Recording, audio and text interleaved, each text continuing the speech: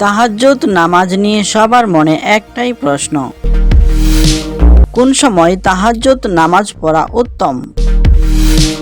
তাহাজ্জুদ নামাজ রাতের শেষ তৃতীয়াংশে পড়া উত্তম, তবে ঘুম থেকে না জাগার সম্ভাবনা থাকলে ঈশার নামাজের পর 2 রাকাত সুন্নত ও বিতরের আগে তা পড়ে নেওয়া জায়েজ আছে।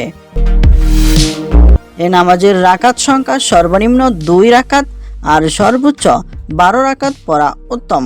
তাহাজ্জুদ নামাজ নিয়ে সবার মনে একটাই প্রশ্ন, কোন সময় তাহাজ্জুদ নামাজ পড়া উত্তম?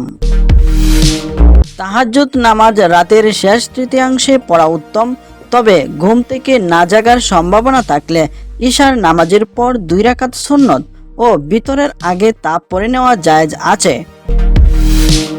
এ নামাজের রাকাত সংখ্যা সর্বনিম্ন 2 রাকাত আর সর্বোচ্চ 12 রাকাত পড়া উত্তম।